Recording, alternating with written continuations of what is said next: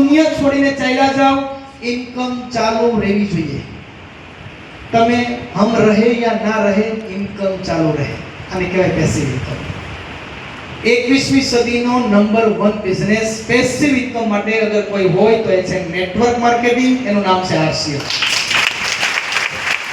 પણ દુઃખની વાત એ છે આપને નેટવર્ક સમજાતું નથી. એ કે જોડવા વાળું છે ને, જોડવા વાળું ઈ રેવા દે. પાછી કે ચેઇન સિસ્ટમ છે ને, ચેઇન સિસ્ટમ. હાકર છે ને, હાકર. કેવા શબ્દ વાપરે ને નક્કી નહીં. હા, ઈ એમાં હું છે ખબર, એનો દોષ જ નથી. એને આ સમજાય.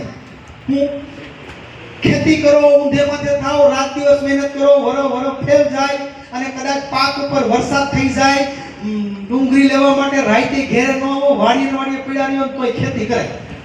હાલો, સાચું છે? એ લોહીમાં વળાઈ ગયું છે. એમાં કોઈ ના ન પાડે, ખેતી કરાય. શું કરે ખબર? 20-25 લાખ રૂપિયા લગાવો, ખાલી ભલે ભાડા ના થાય, લગન થાય ત્યાં સુધી દુકાન રાખો. હાલો, લાખના 12,000 થાય પણ દુકાન કરો.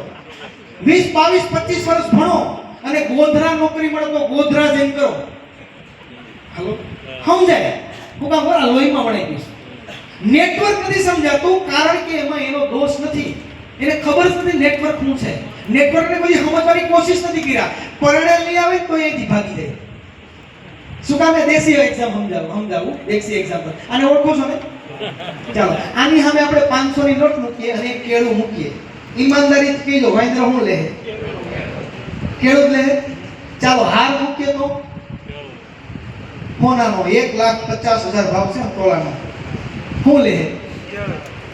કેળું. એને સમજાય નહીં. એને એટલી ખબર પડે કે આ કેળું લઈને ખાઈ જવાય. હાલો, જો ઈ વાંદરાને ખબર હોત કે 500 રૂપિયાના 12 ડઝન કેળા આવે તો વાંદરો કેળું ન લે. 500 રૂપિયાની નોટ લઈ બોટાદની બજારમાં જઈ 12 ડઝન કેળા લઈને મહિનો બેઠો ખાય. હાલો, પણ એને ખબર નથી 500 રૂપિયાના કેટલા કેળા આવે. એને